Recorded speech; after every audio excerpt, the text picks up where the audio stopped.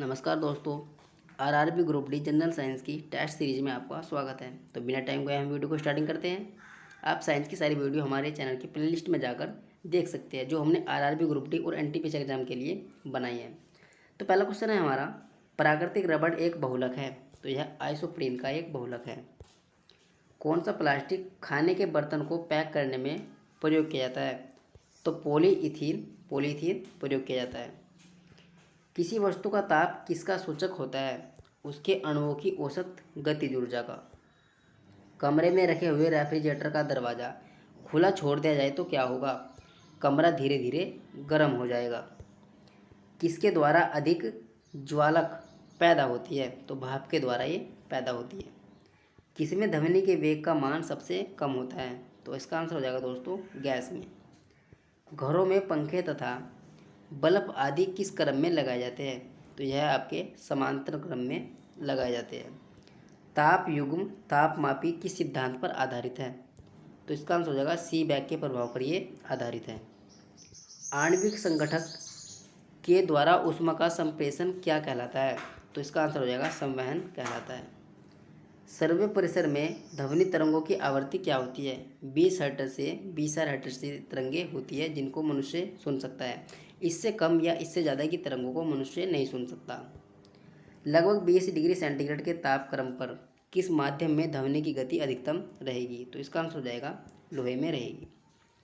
यदि किसी तार की त्रिज्या आधी कर दी जाए तो उसका प्रतिरोध 1/16 गुना हो जाएगा।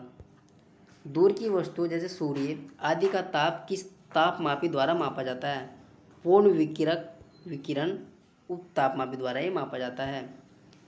धूप से बचने के लिए छाते में रंग का संयोजन कौन सा सबसे अधिक उपयुक्त है? तो दोस्तों ऊपर सफ़ेद और नीचे काला। चमगादड़ अंधेरे में उड़ सकती है क्योंकि वे अति तीव्र ध्वनि तरंगें उत्पन्न करती है, जो उसका नियंत्रण करती है। दो स्थिर आवेशों के बीच लगने वाले बल उनकी मात्राओं के गुणनफल के अनुक्रमानुपाती तथा उनके बीच की दूरी के वर्ग के अनुक्रमानुपाती होता है। यह नियम किसका? तो यह नियम कूलाम का नियम है। विशिष्ट प्रतिरोध का एसआई पद्धति में मात्रक क्या है? ओम मीटर। विकिरण पायरोमीटर से कितना तापक्रम नापा जा सकता है? 500 डिग्री सेल्सियस से ऊपर मापा जा सकता है।